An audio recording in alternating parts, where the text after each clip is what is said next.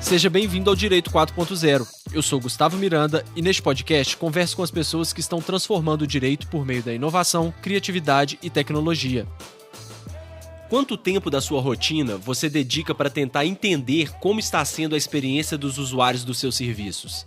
São poucos os que fazem esse exercício, apesar do grande valor que ele tem. Como está a interação do juiz com as suas petições? Quais emoções você desperta nas pessoas que leem os contratos que você cria? Qual imagem o seu cliente tem do seu escritório? Neste episódio, vamos conversar com Manuel Barbosa sobre a importância que a User Experience tem para o direito e como podemos utilizá-la de maneira correta.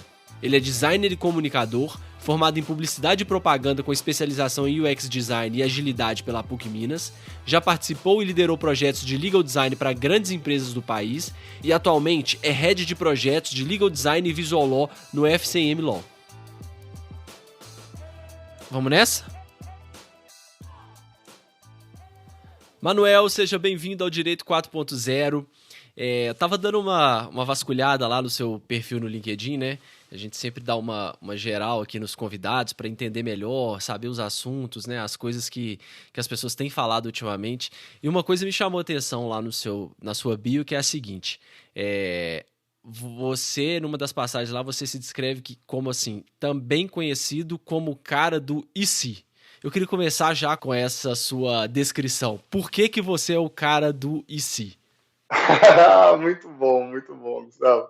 Primeiro, eu agradeço o convite aqui, um prazer enorme, primeiro como ouvinte, agora como convidado, é uma satisfação enorme poder contribuir aqui, para fazer parte desse papo e poder contribuir com a galera que tá ouvindo aí também. Por que essa descrição? Cara, eu gosto de dizer que eu sou o tipo de pessoa que gosta de resolver problemas, mas não só resolver problemas, eu faço as perguntas. E acredito que o que muda, de fato, o que faz a gente enxergar horizontes e faz a gente enxergar para além do óbvio é justamente as perguntas. Então, quando eu digo lá que eu sou o cara do e se, é porque justamente eu sou a pessoa que se pergunta: e se a gente fizer tal coisa? Mas e se isso aqui fosse diferente? E se a gente seguisse uma abordagem fazendo isso e aquilo? Sempre pensando na possibilidade, na proposta de ver coisas abertas e nunca como intransponíveis, sabe? A gente está muito acostumado a ver as coisas como isso pode ou não pode. Uhum. Então eu ignoro o não pode ou pode. Eu vou para o e se a gente alcançar esse objetivo? E se a gente seguir por esse caminho? E se a gente se perguntar coisas diferentes, a gente chega em resultados diferentes? Não, muito bom. E isso é uma grande parte de resolver problema, né? De forma criativa, de forma diferente. Pensar em soluções inovadoras envolve muito isso, né? E eu tenho percebido, conversando com todas essas pessoas que já passaram aqui pelo podcast, em outros lugares também, que essa é uma mentalidade muito comum dos designers e dos bons designers, né? Que agora estão começando a entrar aí no mundo do direito, porque essa pergunta, por isso que me chamou tanta atenção, ela parece ser tão simples, tão boba, mas ela tem a capacidade de ter um impacto tão grande, de trazer um resultado tão sensacional, porque a gente, é muito do que você falou, né? Às vezes a gente fala assim, a solução é A, B ou C. Por que não pode ser Z? E, peraí, né? Às vezes você tá numa reunião, todo mundo dando aquelas opiniões bem certinhas, bem concretas. A gente precisa daquela pessoa que traz aquela ideia maluca, por mais que não seja a gente não vá até o Z, mas se a gente parar ali no K, já tá bom demais, né? A gente já avançou bastante, né? Nossa, perfeito. E é curioso porque, assim, pensando na ótica aqui da pessoa que, digamos, né, a pessoa criativa, né, é muito comum ver que as pessoas esperam que, sei lá, o Manuel vai participar de uma reunião porque eu espero que ele traga coisas diferentes. Mas por que as pessoas querem que traga coisas diferentes? Porque todo mundo tão acostumado a pensar naquelas coisas comuns, assim, como você falou, né? Eu tenho a resposta A, B e C. Mas às vezes é justamente esse ponto. A gente está preso nas respostas, a gente tem a expectativa de qual é a resposta que a gente imagina que vai acontecer e evita se perguntar, por exemplo, coisas que são simples e que são óbvias, né? Muitas das coisas que a gente faz e que nos travam, que nos impedem de trilhar caminhos alternativos ou criativos ou outros caminhos diferentes, é justamente o fato da gente não se perceber ou não se permitir enxergar para uma via diferente, né? Que é essa questão. bom, beleza, tem o A, B e C e tal, mas e se a gente tentasse um D aqui? Será que funciona? Será que não tem uma possibilidade da gente fazer um E, um J, um K? Como você falou, né? O próprio processo criativo, ele passa muito por isso. A gente costuma até brincar muito, falo até em treinamento, que a gente já participou de legal design, visual law, principalmente aí dentro do segmento jurídico, que ideias, por exemplo, são coisas que a gente nunca descarta, né? A gente vai somando. Ideia, não existe ideia ruim. A ideia ela pode não estar adaptada para aquela realidade, ela pode simplesmente não funcionar para aquele objetivo específico, mas a ideia é importante ela ser catalogada, você lembrar por que você pensou naquilo, quais as conexões que te fizeram pensar naquilo, porque aquilo vai ser útil para você criar uma solução em outro momento. A gente está acostumado como ser pensante humano a pensar e criar soluções o tempo inteiro, mas a gente não está acostumado a pensar nessas soluções dentro do universo do trabalho, e aí a gente fica criando esses silos assim, né? Nossa, mas tal pessoa é a pessoa criativa, é ela que vai resolver. Não, mas você vai conseguir, é só olhar um pouco diferente que dá para chegar lá também. Não, é total isso, maravilhoso. Assim, apesar do que advogado trabalha muito com teses, né, com várias visões, né, eu acho que a gente está muito acostumado a ter uma visão de certo e errado, de ter não existe a ideia certa, né? Existem ideias, eu vejo ideias mais como coisas temporárias, não sei como é que é a sua visão, mas vê se você concorda comigo. A gente tem uma ideia que ela é aquela ideia que melhor se adequa naquele momento para aquilo.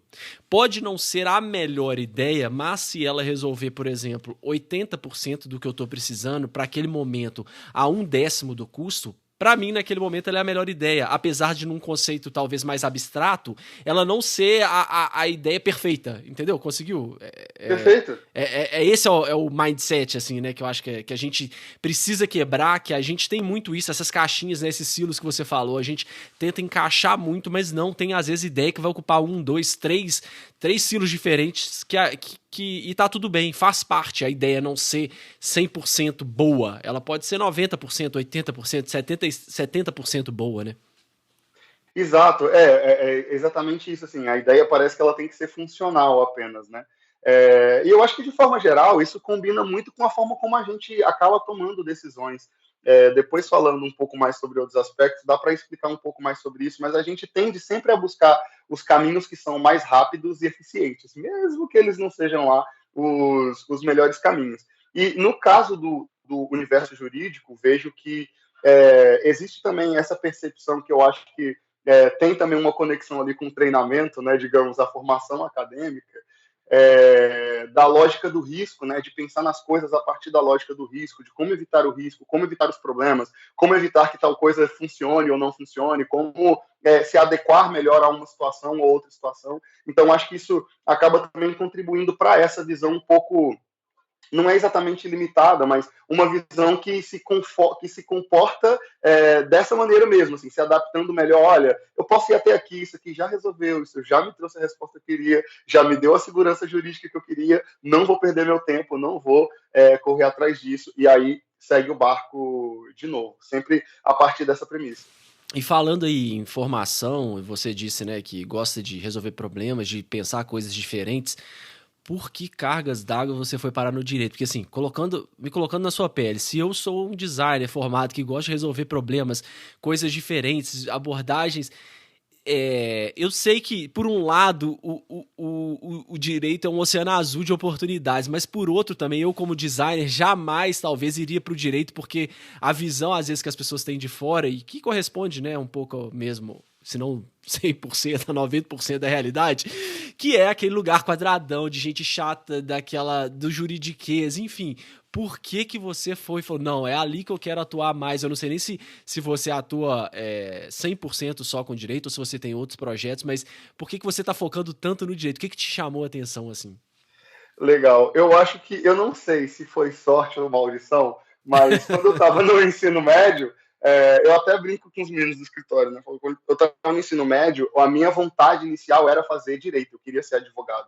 Porque eu gostava da ideia do que era ser advogado, de argumentar, de escrever, de defender, de pensar e tal. Achava isso fantástico. Nossa, eu vou ser, sei lá, um juiz, um desembargador, um promotor. Achava sensacional, até pelas ideias a gente estava acostumado a consumir, né, de séries, filmes, aquelas coisas todas, tudo muito bonito e tal. Mas quando chegou no terceiro ano, eu me vi diante de um conflito, porque eu achava que o direito ele era tão formal e tão sério e tão engessado de uma certa forma que eu nunca iria me adaptar, sabe, assim, a essa realidade. E aí fui fazer o quê? Fui estudar de comunicação, né? Na verdade, fiz comunicação social com ênfase em publicidade. E aí, a partir do estudo de comunicação, eu fui me aprofundando em design também, porque existe uma conexão clara entre a forma como a gente se comunica, né? Assim, até naquele momento eu tinha uma ideia do que era design, depois eu fui aprendendo à medida em que eu ia estudando mais. E em um dado momento, eu acho que eu caí no mundo jurídico. Não foi exatamente algo que eu procurei como um objetivo profissional. Tipo, nossa, eu preciso trabalhar no direito, assim, sabe? Não começou assim. Eu trabalhava em outro segmento, na verdade, eu já tinha uma experiência profissional focado em áreas de varejo, né? Então, estava ligado ali trabalhando com varejo, marketing digital e tal, um pouco mais dentro dessa área.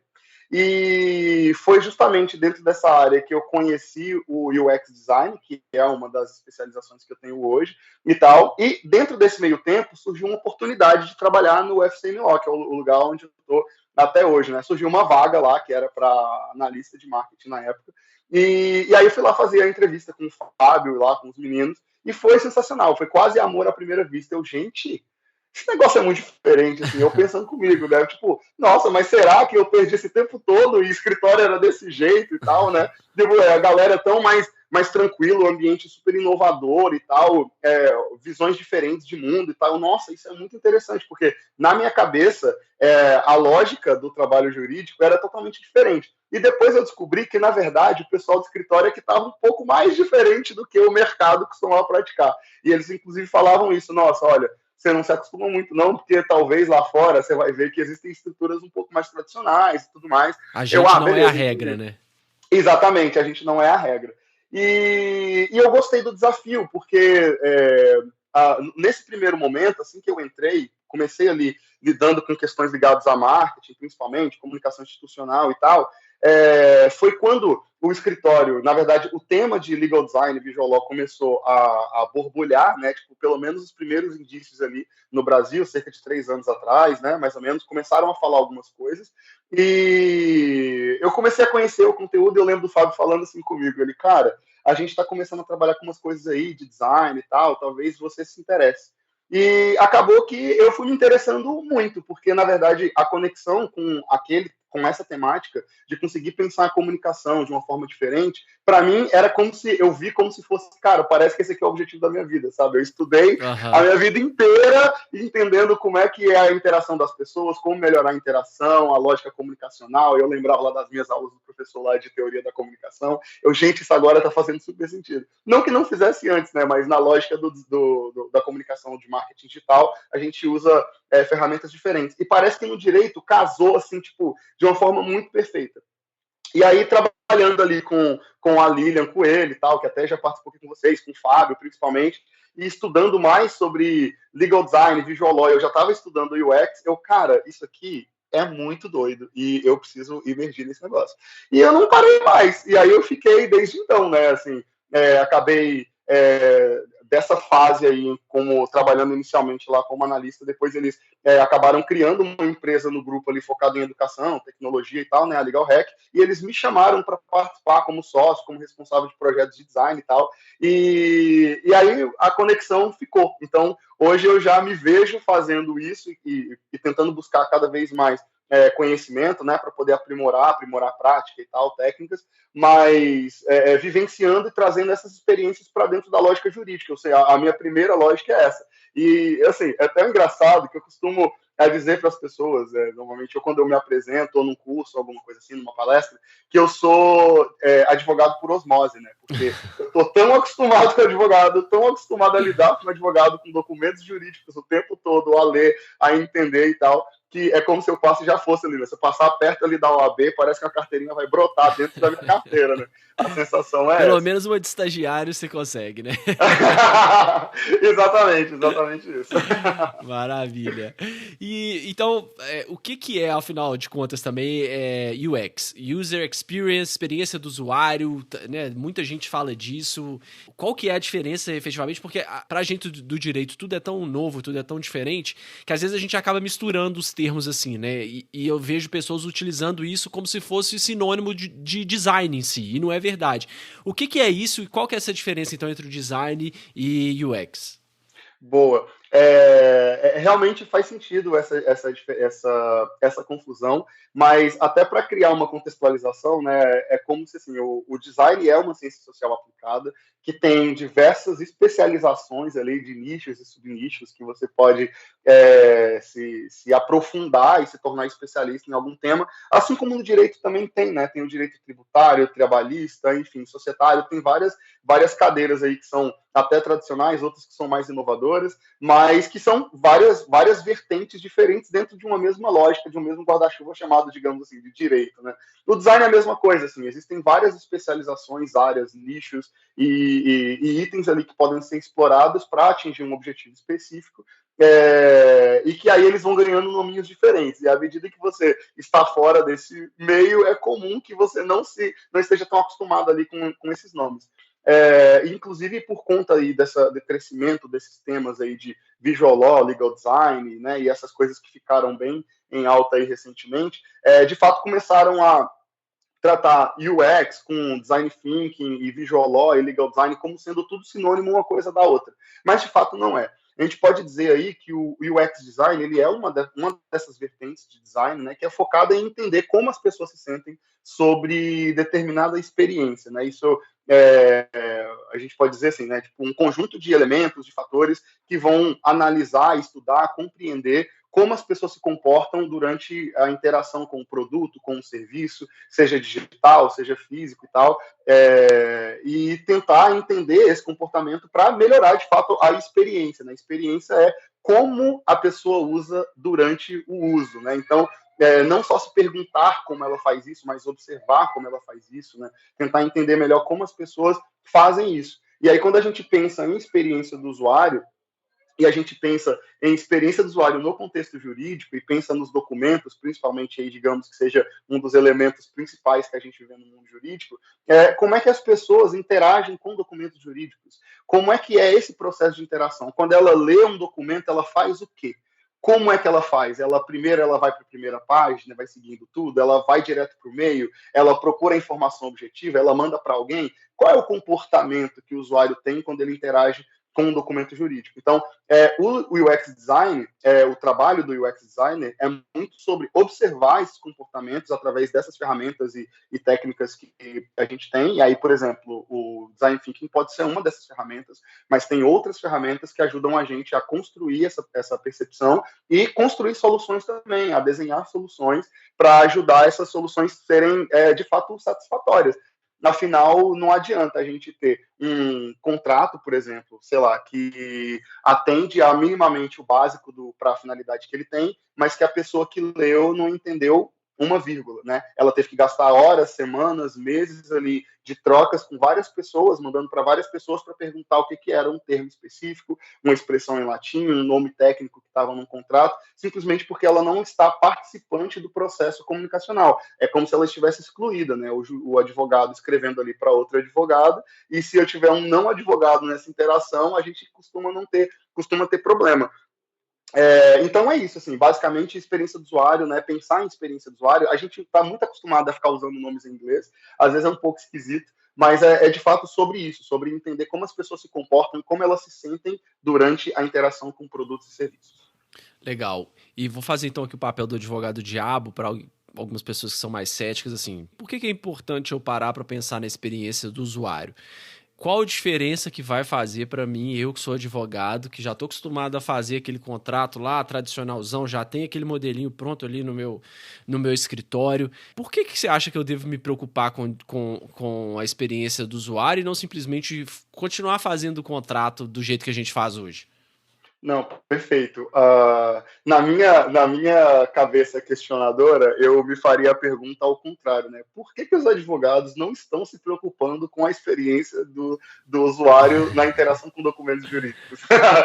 Eu tentaria investigar justamente o processo inverso, tipo, porque na minha cabeça, até como designer, né, pensar como o quão essencial e quão é fundamental entender para a gente, à medida em que a gente tem dado, que a gente tem informação, a gente consegue tomar decisões melhores, né? E óbvio, o direito ele serve para uma finalidade específica que tá aí, né, centenária, atuando e resolvendo problemas, evitando problemas, né, há muito tempo em várias esferas, em várias partes do mundo. O problema principal é que muitas vezes a gente se acostuma a lidar com diversas situações e problemas e naturaliza diversas situações que geram entraves e que às vezes eles não são nem percebidos. Por exemplo, quanto tempo demora para um contrato de prestação de serviço ser assinado? Dependendo aí do segmento da empresa, se você estiver fazendo um negócio entre empresas, por exemplo, que vai ter interação com mais pessoas, quanto tempo demora para um acordo de confidencialidade ser assinado? Quanto tempo demora para um juiz interagir e analisar uma peça judicial? Assim, aí você começa a se perguntar essas questões, né? E aí vai lá para a questão do e se, né? Primeiro você faz as perguntas e depois começa a pensar em possibilidades de hipóteses. Pô, e se o juiz pudesse responder isso, analisar isso mais rápido? E se ao invés dele gastar um mês para tomar a decisão sobre a peça, ele pudesse gastar só 2 horas? Será que a gente consegue fazer isso? E se aquele contrato que demora, fica lá numa murrinha 2 semanas, que vai e volta, e fala com o jurídico, vai para a diretoria, vai para não sei quem, vai para o financeiro e volta para mim, pede um monte de alteração, e normalmente são alterações de coisas que já estão escritas lá. E se eu pudesse fazer isso melhor? E se não tivesse essa dúvida? O quão isso seria de valor para mim?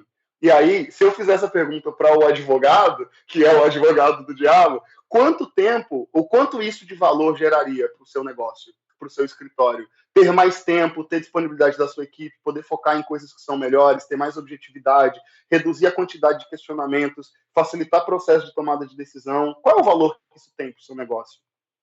Acredito que é grande pra caramba, né? E assim, existem diversas pesquisas, e eu poderia até falar sobre algumas que são do campo aí de legal design, visual law, mas as pesquisas que são ligadas a campos cognitivos, psicologia e pesquisas de design já apontam a importância da gente conseguir comunicar de uma forma clara para atingir um determinado objetivo. Então, quanto mais claro você fala, mais rápido uma decisão é tomada, né? Então, a gente pode evitar litígio, a gente pode evitar tantos problemas que são tradicionais e que a gente se acostumou e que, inclusive, viraram modelos de negócio, justamente porque a gente não está acostumado a pensar nessa etapa do problema. Então, eu estou resolvendo o problema jurídico de forma geral. O meu âmbito geral aqui, meu cliente me contratou, vou lá fazer uma defesa para a causa dele, vou fazer uma contestação para um problema que ele recebeu, mas ele não está preocupado, por exemplo, como é que vai ser a interação que o juiz vai ter. Que horário do dia que o juiz vê isso? Quanto tempo por dia ele tem para tomar uma decisão sobre uma peça? Porque depois, aí você vai entrar em outras cadeiras aí, né, que envolvem tecnologia, por exemplo, né, tomada de decisão baseada em dados e tal. Tipo, se o juiz não... Será que ele está lendo a tese que eu escrevi? Que eu gastei todas essas horas aqui? Sabe? Será que se a solução é tentar colocar o máximo de coisa possível e fazer minha peça aqui com 200 páginas? Será que é essa que vai ser a solução? Será que eu simplesmente não consegui encontrar formas mais objetivas de criar esses destaques? Não vai ser mais eficiente? Porque, assim, eu não sei você, mas eu cansei de ver documentos que tem marcação de marca-texto amarelo, marcação em vermelho no mesmo documento, com texto em itálico, com texto em negrito, com texto sublinhado, no mesmo parágrafo. No mesmo parágrafo. Então, assim, aí você destaca tudo e não destaca nada. Você está querendo gritar para o juiz, pelo amor de Deus, olha esse ponto aqui, exatamente, em caixa alta. E ele não vai ver, cara, ele vai pular. Às vezes a preocupação vai por outros pontos. E aí o que eu acho que é o ponto mais frio aqui da lógica do design você pode até esperar a solução ou a tomada de decisão de um usuário. Nossa, mas eu fiz, o juiz tem que ler. Ah, eu fiz, o fulano de tal vai ter que ler. Pô, o empresário ele vai ter que assinar, ele vai ter que ler. Mas a gente cria uma expectativa sobre como é a interação e quando a gente analisa a interação de verdade, a gente vê que as pessoas não se comportam assim. E não é tão difícil perceber porque a gente não se comporta assim, sabe? Tem um escritor que é bem conhecido assim, nesse universo de UX Design, que é o Steve Krug, ele tem um livro que tem um nome emblemático, chama Não Me Faça Pensar. E nesse livro, ele fala sobre a questão de que, olha, ninguém, se você, quanto mais complicado é uma informação, quanto mais uma pessoa tem que pensar para tomar uma decisão, mais difícil, burocrática, trabalhosa e dolorosa vai ser tomar aquela decisão. E aí tem um momento do livro, por exemplo, que ele fala que a gente está acostumado a não ler as coisas, a gente simplesmente examina as coisas. E aí ele vai elencando algumas questões, né? Por quê? Alguns motivos de por que isso acontece. E um deles é, a gente está acostumado a fazer isso o tempo todo. A gente não consegue simplesmente ficar raciocinando e avaliando todos os critérios que estão implícitos dentro de um texto, por exemplo, em qualquer situação. Por exemplo, você está fazendo uma pesquisa na internet, aí joga lá uma busca no Google, sei lá, receitas de doce com jaca, uma coisa bem aleatória. Aí vai aparecer vários resultados lá. Você não vai ler o texto, o título e a descrição de todos os links. Você vai clicar no primeiro link, porque passando o olho ali muito rápido, você viu que tem jaca no título, falou, bom, isso aqui tem a ver comigo. Aí você abre. Se você abre a página e gasta ali 5 segundos e não encontra a receita, o que você vai fazer? Você vai sair, né? Você não vai ficar lá perdendo tempo, não, mas o Google me deu, agora ele tem que me entregar aqui. Eu preciso, e se ele não me...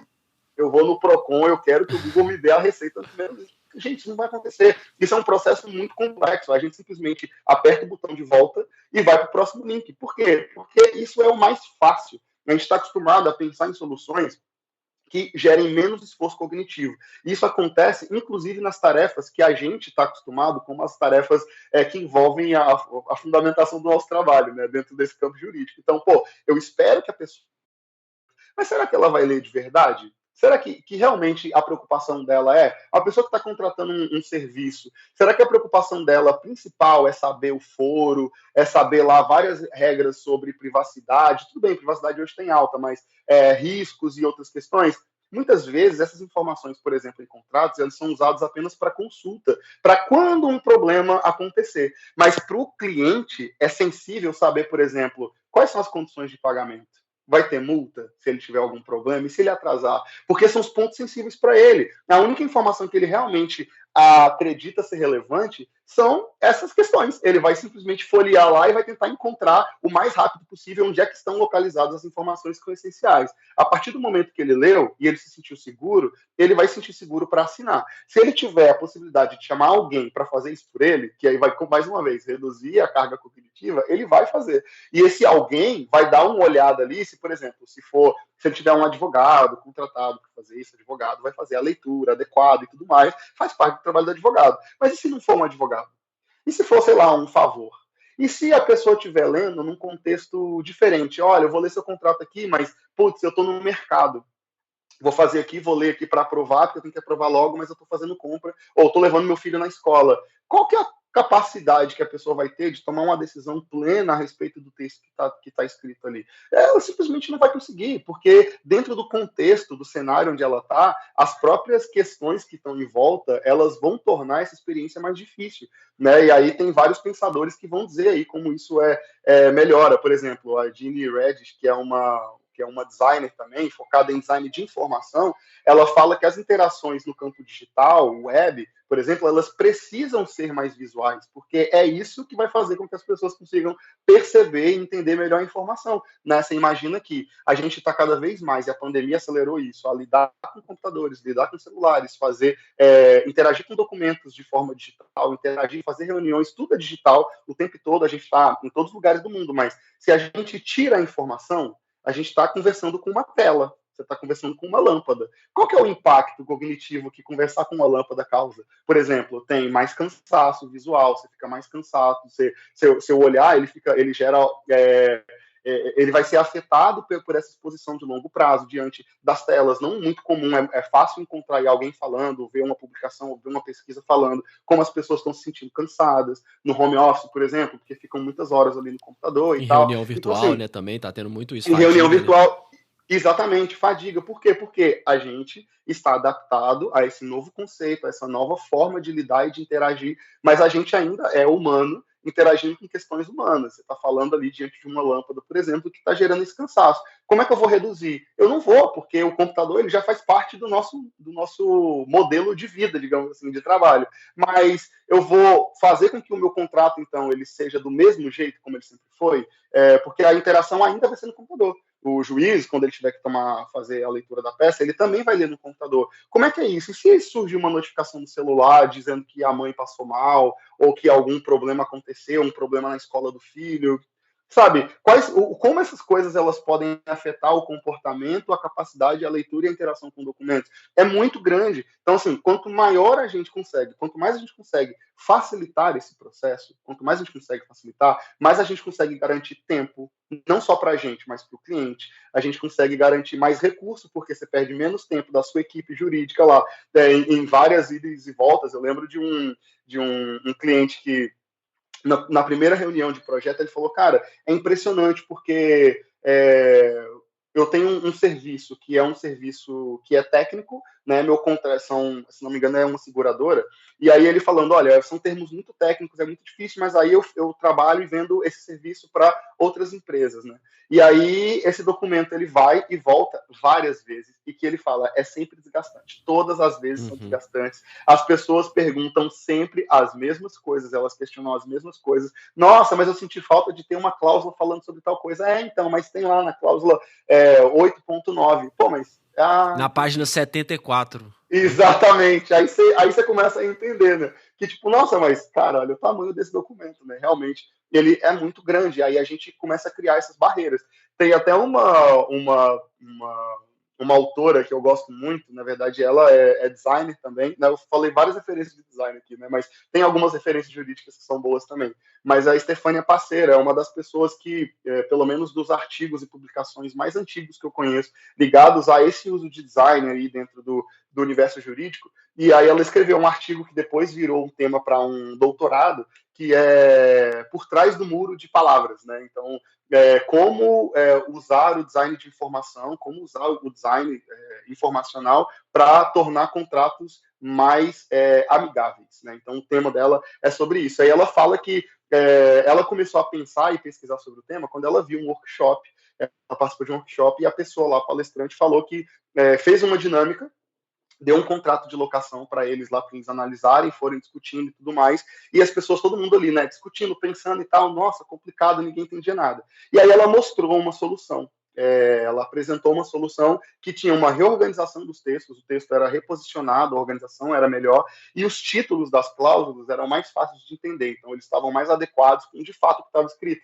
Não era simplesmente aquele título tradicional, clássico, sei lá, latim, né, que a gente está acostumado. E ela falou que depois daquilo, todo mundo que estava participando percebeu rapidamente a diferença dos documentos e conseguiu entender muito rápido. E a palestrante fechou falando assim, olha, a maioria dos problemas que a gente tem, cerca de 90% dos problemas que a gente tem interagindo com documentos jurídicos, poderiam ser resolvidos se a estrutura fosse melhor e os títulos fossem mais adequados à realidade que os textos estão falando. E aí ela falou, nossa, isso aqui é sensacional. Ela ficou assim, entrou em paranoia, assim. Você falando isso, eu lembrei, eu tive uma experiência concreta disso, que a gente fez um contrato também para um cliente nosso e apresentamos a versão, assim, já era a versão final do contrato, mas ainda era a versão ainda no texto, né? Só texto no contrato, no Google Docs da vida lá, apresentamos para o cliente gostou, só que era da área específica de legal do cliente. Aí, né, a gente estava dentro desse processo aí de melhoria, de entendimento, de envolver toda a empresa. Era um contrato de trabalho, então eu queria saber o que os funcionários iam achar desse contrato de trabalho, bem mais enxuto, era, enfim, dezenas de páginas, conseguimos para menos de 8 páginas, enfim, a redação já melhorou muito e tal. E aí, para nossa surpresa, na hora que bateu lá nos funcionários, o feedback era assim, legal, mas assim, ainda tá muito juridiquês, tá muito... O termo que eles usaram, se não me engano, era assim, tá muito jurídico, sabe? Tá muito, né? Contrato de trabalho, querendo ou não, é um contrato mais potestativo, assim, né? Um contrato mais de adesão, vamos chamar. Então, não tem muita negociação, a lei te obriga várias coisas, não tem muito como você fugir. E aí a gente falou, poxa, mas assim, não é possível, a gente reduziu tanto, a gente trabalhou tanto nessa redação, que será, né? Que tinha algumas coisas que realmente não dá, porque chega uma hora que tem um limite, né? Você não consegue transpor a lei. Se a lei manda você fazer de determinada forma, tem uma hora que a redação ela trava. Por mais que você tente, né, focar no usuário e tal, não dá pra mexer mais, porque aí você começa a prejudicar o direito em si. Beleza. Aí o que a gente teve a ideia? Quer saber? Vamos fazer o seguinte: vamos colocar no layout que a gente está pensando e vamos falar que a gente mudou e passar para um outro grupo, controle lá de funcionários. Aí a gente fez isso. Para nossa surpresa, o feedback foi exatamente o que você falou. Todo mundo adorou o contrato. Nós não mexemos em uma vírgula do texto, em uma frase, uma palavra. Foi simplesmente colocar ele num layout mais agradável, que era o layout que a gente já ia colocar, mas como era um teste, a gente ainda não tinha apresentado, a gente queria validar primeiro o texto. Então aí bate muito com o que você falou, né? O concreto de, às vezes, aonde aquele texto está colocado, a forma como ele está colocado. Claro, nisso aí a gente já tinha tido a preocupação desde o início de fazer uma redação adequada, uma redação mais simples. Então o texto já estava meio que pronto. Não adianta você pegar um contrato super tradicional e botar um desenhozinho achando que vai ficar super legal. Não é assim que funciona. Mas foi muito legal isso, porque na prática a gente conseguiu validar isso. Poxa, a gente não mexeu em nada e simplesmente a pessoa sentir que é um contrato diferente, que tem um respiro maior nas páginas, que as letras não são pequenas e não tem aquela coisa quadradona de um editor de texto, já fez um impacto muito maior, né? Nossa, perfeito. É exatamente isso que acontece. É exatamente isso que acontece. Acho que vocês vivenciaram na prática algo que já estava lá, né, na academia, né, nas bibliotecas, várias teorias falando sobre o design, sobre isso, como é importante. Agora a gente está descobrindo. Cara, realmente, assim, é incrível que muitas vezes o texto, muita gente pergunta isso, por exemplo, né, quando a gente vai desenvolver um projeto, por exemplo, sobre legal design e tal, né? Eu quero um projeto para poder interagir melhor aqui com os meus clientes, não sei o que lá e tal. E as pessoas não sabem muito bem por onde elas querem ir, principalmente quando elas se veem diante de um tipo de negócio que é muito regulado, por exemplo, né? Que tem muitas informações que são técnicas e os documentos tendem a ser também sempre muito técnicos. Eu quero, mas eu não sei como é que eu vou fazer porque é muito difícil. Cara, é exatamente isso que você falou, muitas vezes a gente não precisa mexer no texto. Claro que o texto ajuda. O texto é uma parte fundamental da informação, né? Você não consegue falar de uma coisa técnica, por exemplo, sem ter texto, só de forma abstrata, só com ilustração e tal. Não tem como fazer isso, né? E a gente acaba caindo nesse campo da abstração. Tanto que um erro comum que as pessoas têm eu vou fazer aqui o meu contrato, então vou começar a colocar ícone em todo lugar, vou jogar uma ilustração. Falei, querido, olha só, se você não colocar uma legenda nisso, se você não explicar o que essas imagens significam, as pessoas não vão entender. Tipo, você vai criar um outro problema, e a gente não quer criar problema, pelo amor de Deus, o que advogado não gosta é de problema. E esse outro problema é seríssimo, que aí você está começando, por exemplo, a infantilizar talvez um documento ou dar a impressão de que é uma coisa muito inexperiente, assim, né? Muito pente, sabe? Muito peguei na internet um monte de coisa avulsa e tentei fazer uma coisa que eu não tenho capacidade para fazer, né? Aí a impressão que a pessoa que tá recebendo aquele documento é outra, né? Não, perfeito, é exatamente isso, cara. Assim, várias histórias engraçadas, né? Já aconteceram de ver algumas soluções que são meio malucas mesmo, alguns insights que a pessoa pensa, às vezes fala, nossa, agora eu vou ser super diferencial, eu vou criar algo muito criativo e muito diferente, mas na verdade ela está cometendo um erro básico que é esse, ela está infantilizando o documento dela, ou ela está caindo por um campo de abstração que vai gerar interpretações malucas. Eu lembro que depois de uma aula, né, sobre um treinamento sobre Visual Law, um dos alunos me mandou uma mensagem depois, né, uns dias depois, falando assim, pô, Manuel, muito legal, cara, posso tomar um pouquinho do seu tempo? Eu falei, claro, vamos lá. Ele, pô, eu fiz um trabalho aqui, um projeto, né, apliquei o Visual Law aqui, eu queria saber o que você acha. E aí eu, claro, vamos lá, né, tipo, super, super atento, né, ouvidos abertos, eu gosto de poder contribuir, assim, quando a pessoa pede ajuda. E aí, no documento, era um documento que falava algumas questões sobre privacidade. Qual que era o principal erro que ele tinha ali, né? Ele seguiu a cartilha, organizou o texto, estava bonitinho. Mas no tópico que falava sobre privacidade, ele usou um ícone de privada. Privada, cara. Não, mentira. Era um vaso sanitário. Literalmente, o ícone era um vaso. Aí eu, não, pera. Aí eu, tipo, era privacidade e honra, se não me engano. Aí, tipo, tinha, e olha que assim, eu tô acostumado a ver muita ilustração, então eu consegui entender, mas era o desenho de uma privada e era um desenho que parecia uma espada fincada numa pedra, né? Porque era privacidade e honra, né? O tema falava sobre isso. Nossa. Aí eu falei com ele assim, né? Falou, óbvio, né? Não destratei nem nada do tipo, só falei, cara, te falar, qual é o contexto em que você vai usar isso? Porque eu acho que é importante você pensar se as pessoas no ambiente onde você está, se elas vão conseguir entender, porque você está usando um ícone, por exemplo, que ele dá a entender que o ícone é isso, porque ele dá a entender. Tipo, eu não posso dizer que todo mundo que vê o desenho de uma espada fincada numa pedra vai fazer a mesma referência da honra, por exemplo. Né? Tipo, estou fazendo uma busca aqui que vai muito grande aqui, lá, Rei Arthur, caraca, a É, pessoa fez uma referência literária. Na privacidade é a mesma coisa, tipo, como é que eu vou olhar e a pessoa vai pensar, por exemplo, putz, esse maluco tá debochando de isso aqui foi um deboche aqui, pô, coisa escrota. Tipo, você foge do seu exato, controle, entende? exato. Assim, quando você cria algo que vai para essa linha, fica muito complicado, mas ao mesmo tempo que existem elementos que são realmente bons e que eles são quase convenções sociais, né? Que você consegue olhar, identificar ou interpretar o que aquilo significa. Por exemplo, qualquer lugar no mundo você identifica o que é um sinal de alerta, sabe? Uma placa de alerta, uma placa de proibido, né? Qualquer Uhum. pessoa consegue, porque existem convenções a respeito dessas imagens isso facilita. Então, assim, se você vai ter que utilizar algum tipo de elemento visual, é muito importante pensar em o que aquele elemento agrega para o texto, onde você está colocando aquilo. Então, ele é um marcador, ele vai te ajudar a identificar melhor, porque pensando em experiência, a experiência do usuário vai lembrar da escaneabilidade, é o usuário tentando passar, folhear a página, tentando encontrar alguma coisa que ele conhece. E aí, os ícones, por exemplo, eles vão ser essas âncoras visuais, é o usuário passando lá e, putz, beleza, estou folheando, encontrei o que eu queria. Legal. Aí ele lê a informação. Então, é importante que essas ilustrações, esses ícones, eles estejam de acordo com o texto. As imagens, elas precisam ter legenda, elas não podem cair para o campo abstrato, né? Então, não adianta você colocar, por exemplo, um sinal de alerta e, dependendo da forma como você colocar, se eu já vi, por exemplo, um erro comum. Eu quero dizer uma coisa boa ou uma informação importante, a pessoa coloca um sinal de alerta daquele, vermelhão, assim, tudo mais. Então, a pessoa vê primeiro a imagem, o que ela pensa? Putz, deu ruim aqui, ó, perigo, informação, sentimento negativo. Uhum. E, na verdade, não era essa a sensação que eu queria, sabe?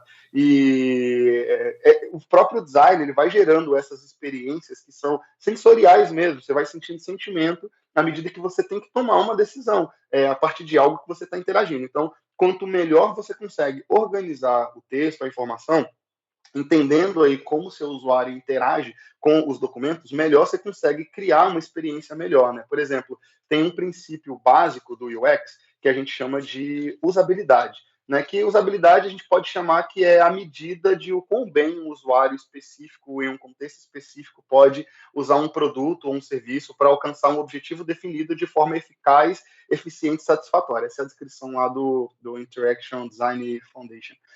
Mas eu acho legal essa descrição deles, porque eles falam assim, um usuário atender, cumprir um objetivo específico de uma forma específica, né, eficaz, eficiente e satisfatória. Por que tem que atender de uma forma eficaz? Porque tem que atender. Simplesmente eu tenho um problema e ele precisa ser resolvido. Eu quero que o usuário tome uma determinada ação. Por que tem que ser eficiente? Porque eu preciso fazer com que essa solução ela seja a melhor possível, ela seja a que gaste menos dinheiro, que gaste menos tempo, que seja de fato mais fácil de compreender. E por que satisfatória?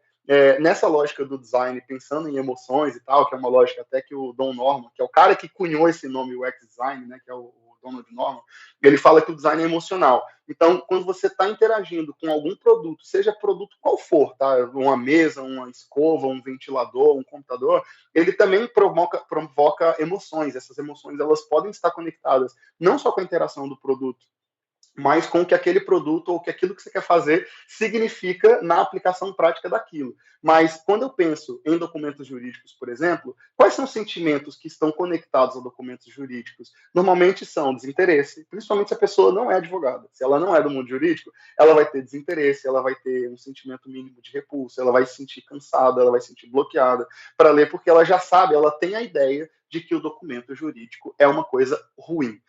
Teve uma pesquisa que a gente fez uma vez sobre contratos de prestação de serviços, e na pesquisa tinham algumas perguntas sobre comportamentos que as pessoas tinham, quais eram os pontos mais importantes ou mais relevantes para elas e tudo mais, e tinha um campo aberto para ela dizer um pouco sobre essas experiências. E aí eu lembro de uma resposta que eu nunca me esqueço, que a pessoa falando assim, olha, eu não leio mesmo os documentos jurídicos, e se tiver problema, eu vou pro pau. A frase foi exatamente essa, desse jeito.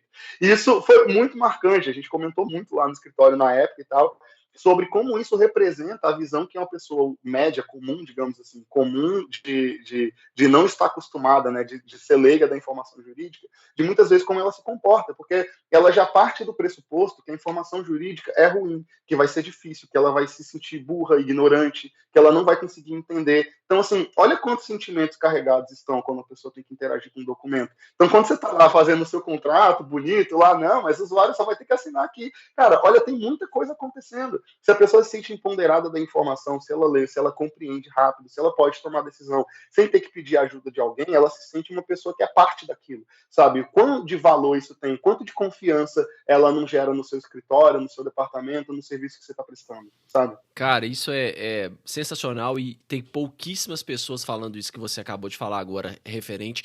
Muitas pessoas falam sobre o layout de uma forma mais ligada enfim, colocar ícones, a cores, etc e tal, mas poucas pessoas, eu tô até refletindo aqui enquanto você estava falando, falam sobre essa questão da emoção, que é, na verdade, o que você quer atingir com aquele documento, se você parar para pensar. Se você tem a pessoa que está recebendo aquele contrato do seu lado, você já ganhou enfim, trazendo essa pessoa, ela se sentindo parte disso, a chance de litígio, eu queria até ver uma pesquisa depois, alguém fazendo essa pesquisa em contratos com legal design, o índice de litigiosidade se realmente cai, porque assim, na prática, mas a amostragem que a gente tem é muito pequena, não dá para confirmar isso, mas na prática a gente percebe isso, né, que é uma tendência de cair litigiosidade, mas o Marco Bruno, um juiz que já esteve aqui no podcast também, ele falou uma coisa muito interessante sobre isso, que é um ponto chave, eu acho, de tudo isso, que é o seguinte, eu não posso, por exemplo, ele tem várias iniciativas de legal design na vara federal dele,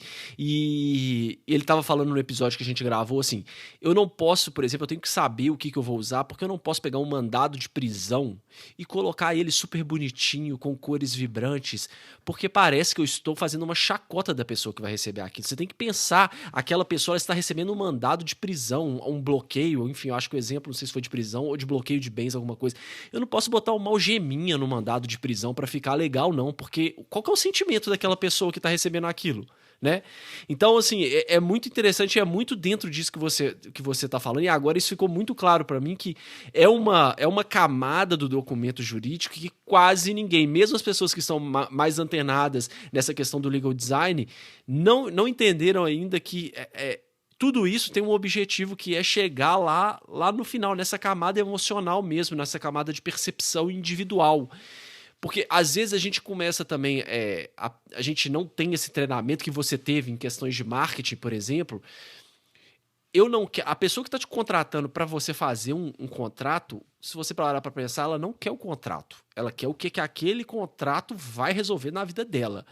Uma pessoa que está comprando uma furadeira, né, uma pessoa para uso doméstico, ela não quer comprar uma furadeira. Ninguém quer comprar uma furadeira. Você quer comprar um furo na parede, né? Alguém já falou isso, eu não me lembro agora quem que falou isso.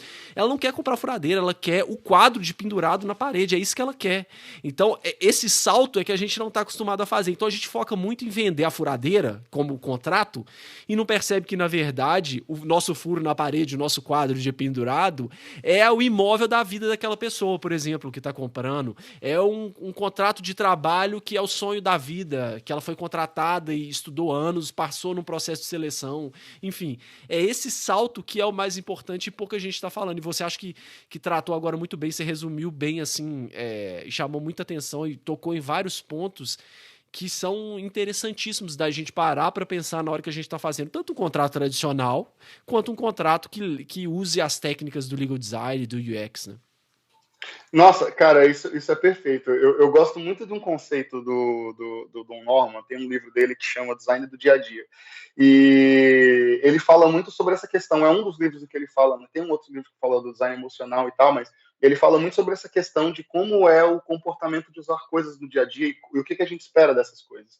E aí ele fala que, por exemplo, para ele é super normal ou natural ele conseguir interagir com um computador complexo que custa milhões de dólares, mas é uma coisa que não sai na cabeça, é por que ele não consegue usar bem uma geladeira, sabe? Por que é difícil, sabe? Aí você pensa assim, nossa, mas é uma coisa tão óbvia, né? Qual que é a conexão que isso tem a ver? Porque às vezes a gente acha que, nossa, mas é um contrato, tem texto, todo mundo sabe português, então ela vai ler e vai entender. Na dúvida, no máximo, ela usa um dicionário e vai resolver o problema, mas não, na verdade ela vai ter dificuldade pra caramba, vai ser sofrido, vai ser complexo, sabe, assim, as experiências que a gente tem, elas geram de fato essas emoções e elas fazem a gente se sentir às vezes culpado por não conseguir atender aquela expectativa, e ele fala sobre isso também no livro dele, que, por exemplo, se você vai abrir uma maçaneta e a maçaneta ela é super diferente, ou uma torneira de uma pia que tem um formato especial e você não consegue fazer, você se sente incompetente. Você, tipo, nossa, é só uma torneira, por que eu não consigo?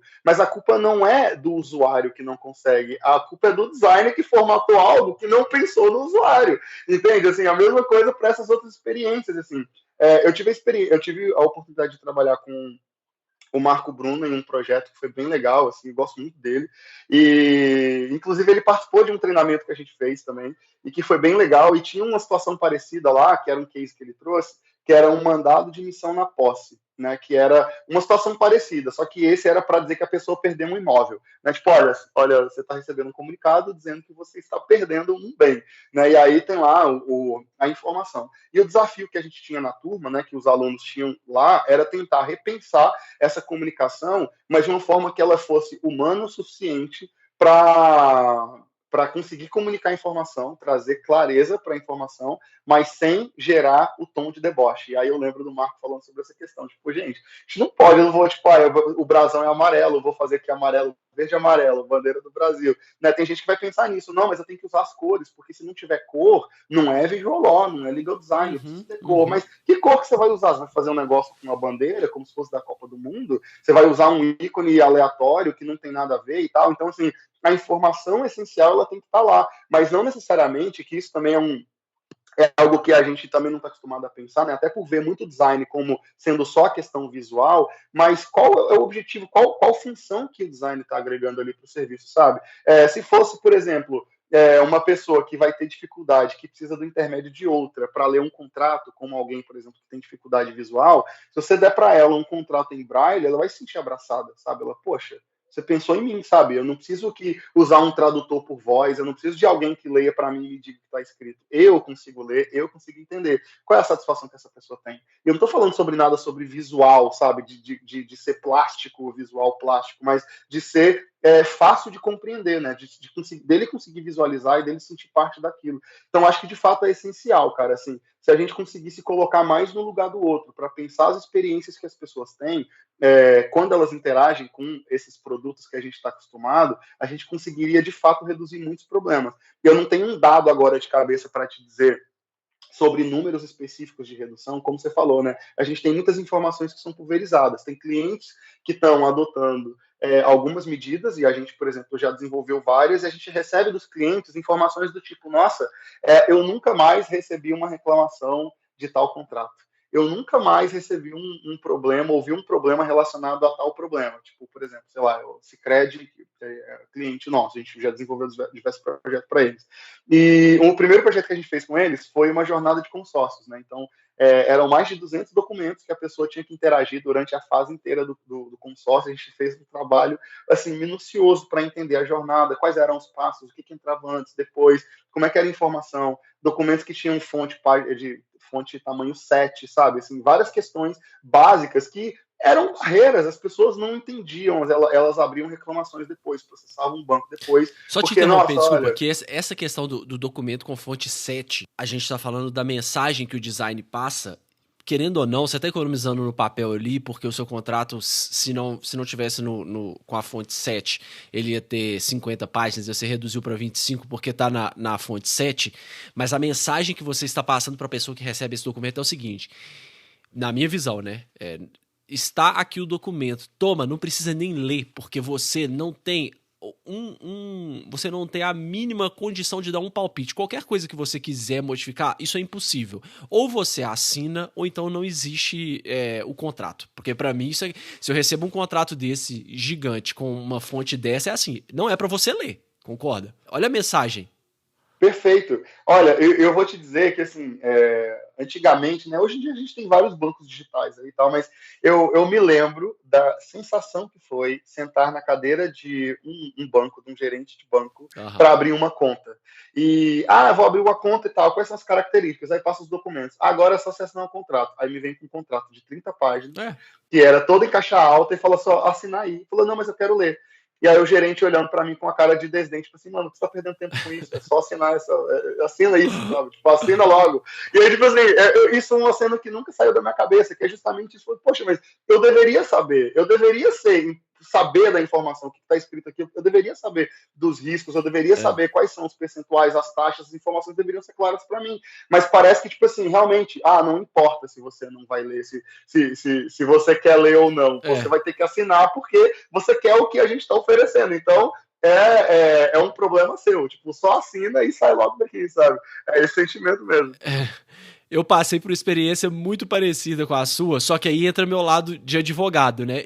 No meu caso foi para assinar um contrato de financiamento de imóvel na Caixa. Aí, beleza, fui lá assinando e, poxa, você tá comprando um imóvel, né? Não é todo dia que você compra um imóvel, enfim. É aquela coisa mais complexa, e meses e tal, tem tudo envolvido, emoções, né, de todos os tipos e tal. E aí chega o contrato, o cara me entrega o contrato, aí imagina, para abrir uma conta tem 30 páginas, o de financiamento tem sei lá quantas, aquele calhamaço, né? Parece uma tese o contrato. Uhum. Aí o cara me entregou o contrato, eu simplesmente olhei a primeira página, que era valores, formas de pagamento, parcelas, etc e tal, e não li nada, não li nada. E simplesmente comecei a assinar. Aí o gerente olhou pra mim e falou assim, você não vai olhar mais nada desse contrato? Eu falei, pra quê? Qual que é o intuito de eu olhar isso? Eu não vou conseguir mudar nada. Isso aqui aí entra um pouco naquele feedback que você teve do curso que você falou. Cara, se tiver algum problema, eu vou ter que entrar na justiça para resolver, porque nessa instância aqui eu não consigo resolver amigavelmente. Olha, Caixa, eu acho que o seu contrato de financiamento para imóveis do Brasil inteiro tem um erro aqui que você devia melhorar essa cláusula. Não existe isso. Então, eu simplesmente assinei ou conferi as informações relevantes, né, de nome, valores, etc e tal, e o resto, meu amigo, seja o que Deus quiser. Entendeu? Olha, é muito triste isso, né? Nossa, olha, é até frustrante, né? Como você falou, né? Você está num misto ali de sentimentos, você está adquirindo um bem super legal, tipo um momento que é especial para você, mas você se vê diante de uma barreira que é quase intransponível, você escolher, olha, quer saber? Eu É, não posso fazer nada, é. não vou mudar, e é isso. Então, assim, isso realmente é frustrante, assim. É Isso aí. bastante frustrante. Ô, Manuel, agora sim, o que você poderia já dar de dica para alguém que já quer começar a redigir melhor, a fazer documentos melhores? Eu sei que na maioria das vezes a gente precisa de um profissional, né? Tipo um designer como você, alguém que para auxiliar, porque não adianta a gente querer abraçar tudo, a gente não tem a formação. E é claro, tem algumas pessoas que vão ter uma tendência, alguém que gosta, igual tem muitos advogados programadores, acredito eu que vai ter uma leva aí de advogados designers também, porque a pessoa gosta, tem uma tendência, tem tempo, quer estudar sobre isso, mas eu acho que isso é exceção. Eu acho que no dia a dia a gente vai precisar de ter essa mente multidisciplinar mesmo, de agregar profissionais competentes para agilizar nosso trabalho e incorporar isso no nosso orçamento e etc. Mas para quem já quer começar, já quer fazer um documento jurídico melhor, tem alguma dica que você passa? Olha, faça isso, isso já vai ajudar bastante, se atente para isso. O que você poderia passar para essas pessoas? Boa. Bom, eu acho que tem algumas coisas assim, mas vou tentar ir pelos pontos que eu considero que são chaves, né? Primeira coisa é identifique quem são os seus clientes e quem são seus usuários. Isso é muito importante. Primeiro, porque usuários e clientes nem sempre são a mesma pessoa, né? E é muito comum no universo jurídico que eles sejam pessoas diferentes. Né? O cliente é quem está pagando pelo serviço, mas não necessariamente ele vai ser a pessoa que vai usar o serviço, né? Ele pode simplesmente ser o interessado no objetivo que vai ser feito, mas ele não é a pessoa que vai usar. Mas, de fato, quem vai usar, quem são essas pessoas? Quem é que vai, de fato, interagir aqui? Quem são as pessoas que vão ter que interagir com esse material? Primeira coisa é isso. Que passa por talvez, assim, eu acho que se eu fosse listar duas coisas que são fundamentais para a gente conseguir ser um bom designer, né, dentro desse quesito, o primeiro é ser observador mesmo. Então, perceber qual é o problema que você está tentando resolver, qual é o cenário em que o seu usuário está dentro do contexto. Então, assim, entender quem é seu usuário, qual é o cenário que ele tá interagindo, como é que é as ferramentas que ele tem para interação com esse material. Então, isso é fundamental. Outra coisa que é importantíssima, que também vai além aí da parte da aplicação, digamos assim, né, tipo, da mão na massa, também é uma questão intelectual, que é, de fato, ser capaz de estabelecer conexões entre os problemas e soluções possíveis, né? Então, assim, é quase um convite para ser também a pessoa do IC, para olhar para as coisas e não só, tipo, isso pode, isso não pode. Não posso fazer isso, porque isso vai gerar um problema. Pô, mas e se a gente fizer isso aqui? Será que a gente consegue encontrar uma solução que não gere o risco, que a gente consiga encontrar um meio termo? Sabe, eu acho que é muito importante se permitir para conseguir pensar em soluções, porque eu posso dizer aqui, por exemplo, usa o ícone X ou Z, usa as cores tais, formata o documento e tentar dar uma receita de bolo como se fosse a solução aqui do universo. Mas muitas pessoas vão dizer para mim, falar, mas isso aqui vai gerar um problema para mim, isso não se aplica para o meu caso, igual eu já ouvi antes. Então, assim, se a pessoa ela não estiver disposta a pensar que isso, né, e aí voltando lá no ponto lá atrás, na primeira pergunta que você me fez, né, por que a pessoa vai achar que isso é valioso? A primeira coisa é ela precisa entender que isso é valioso. Então, seja observador, e para você conseguir perceber isso, para perceber quem são os usuários, esteja atento às reclamações que os seus usuários têm. Qual que é a reclamação que o departamento jurídico da sua empresa tem? Qual que é a principal reclamação que seus advogados lá no escritório têm sobre um determinado assunto? O que eles mais ouvem dos clientes? Cara, é muito importante observar. A gente tem que ser observador e pensar nessas soluções. Bom, então, beleza. Qual a solução que pode se conectar aqui? Às vezes não vai ser o ícone, mas será que se eu testar uma fonte maior resolve? Será que se eu mudar a forma como esse documento é apresentado resolve? Será que ao invés de eu fazer uma versão aqui que é tradicional em Word, eu preparar aqui com a equipe de TI, criar uma interação totalmente digital, responsiva, resolve? Bom, cada um vai ter, existem vários bolsos e soluções, né? Não tem uma receita de bolo para uma solução que vai ser específica, mas primeira coisa... O orçamento é o limite, né? O orçamento é o limite. Mas acho que a primeira coisa é conseguir se perguntar mesmo, assim, sabe? Tipo, o que dá para fazer e não se pode ou se não pode fazer, sabe? A primeira coisa. E acho que a questão de ser empático mesmo, sabe? Para conseguir observar, pensar, por exemplo, uma coisa que é comum, títulos, né? Pensar em rótulos das cláusulas, né? Estou usando aqui cláusulas que são com os nomes muito complexos. Normalmente, cláusulas jurídicas de contratos, por exemplo, tem muitas preposições. Dá não sei o que, do não sei o que lá, do foro, né? Do pagamento. Eu nunca nem entendi isso, para te ser bem sincero. Eu, como advogado, nunca nem entendi isso. Nossa! O que já me disseram é que é uma tradição formal do direito. Falei, gente, se não tem um motivo pelo qual isso existe aqui, então tudo bem se a gente tirar? E se a gente tirar, tudo bem? Tudo bem, vamos tirar então. E beleza, por quê? Você está reduzindo uma informação complexa e deixando a informação direta. Então, na hora de fazer as informações, tentar trazer o mais claro possível. Eu sei que vai ter horas que você vai ter que dizer, por exemplo, um contrato de compra de imóveis, por exemplo, pode ser um instrumento particular de aquisição de não sei o quê. E vai ser um senhor nome burocrático. Será que a gente consegue trazer nomes e rótulos que são mais fáceis de entender? Tanto para o título do contrato quanto para as cláusulas? Será que se eu só disser quem são as partes, o usuário vai saber o que é? Se eu disser para ele que são as coisas que eu preciso dizer, ele vai entender com clareza todos esses pontos? Então, assim, é muito importante pensar e se perguntar, porque muitas coisas parecem que são óbvias, mas elas não são óbvias, elas são complexas, elas, no lugar do usuário, aonde ele está, do ponto de vista onde ele está, principalmente se ele for alheio à informação jurídica, ele vai ter muita dificuldade de entender. Então, antes mesmo de pensar aí, tipo, eu preciso contratar um design para fazer isso e aquilo. Não, primeiro, faça uma análise inicial aí, analisa aí, pensa com calma, testa com pessoas próximas. Testa com alguém do escritório, pede para a pessoa ler ou alguém que você conhece, dá uma lida nisso aqui, você consegue entender essa informação? Tenta entender, porque a pesquisa, por exemplo, ela é um recurso fundamental aí, mas, óbvio, você não vai contratar uma empresa de pesquisa para fazer uma senhora pesquisa aí no primeiro momento, às vezes pode ser importante, mas é importante primeiro ter um primeiro passo, sabe? Tentar entender aí quais são as características, o que as pessoas estão tendo dificuldade, vai mapeando isso, começa a trabalhar pequeno, pensa grande, mas começa pequeno. Em vez de começar a trabalhar num documento inteiro, putz, a minha peça inteira vai ser ser transformada a partir de agora. Não, tá tendo um probleminha com alguma informação que está sendo usada na peça, pega um item da peça, um argumento ali na contestação e, pô, vou tentar usar uma coisa diferente nessa daqui só. Só esse ponto que é o ponto de dor aqui. E vai começando aos pouquinhos, contrato a mesma coisa. Nossa, tem um contrato que a informação não está clara, porque é informação de pagamento, aí tem lá que é pro rata de, tem um monte de termo jurídico, cláusula muito complexa. E se eu tentar mudar isso aqui? E se eu colocar uma tabela organizando melhor essas informações, por exemplo, para poder facilitar a clareza?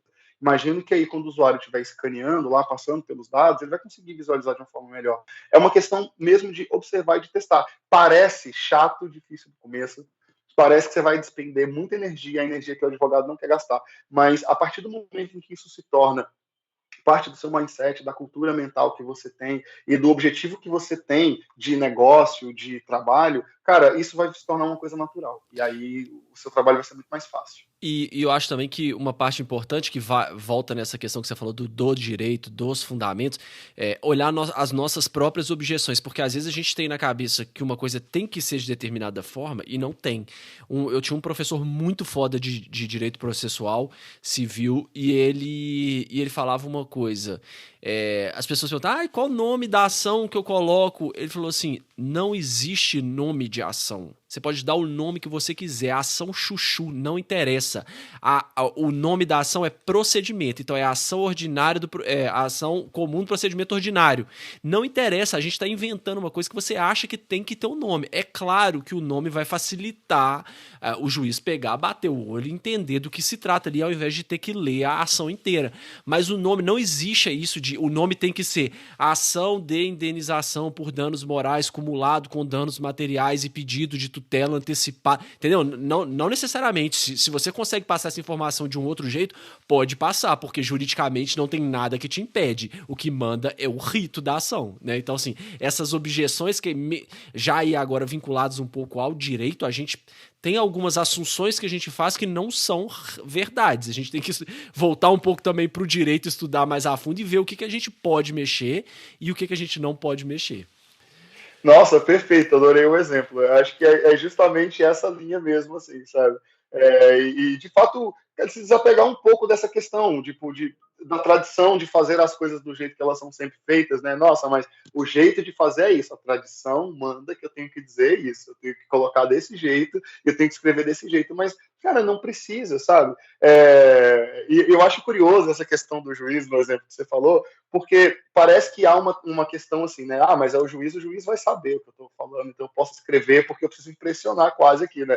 Vou escrever com toda a pompa que eu puder, vou colocar da melhor forma, mas, cara, facilita a vida do cara, o cara tem 3 mil processos no colo, tipo, ele vai ter que perder tempo lendo esse título enorme, quando a informação poderia ser mais objetiva, sabe, assim, são perguntas básicas que a gente deveria se fazer. Exatamente, boa.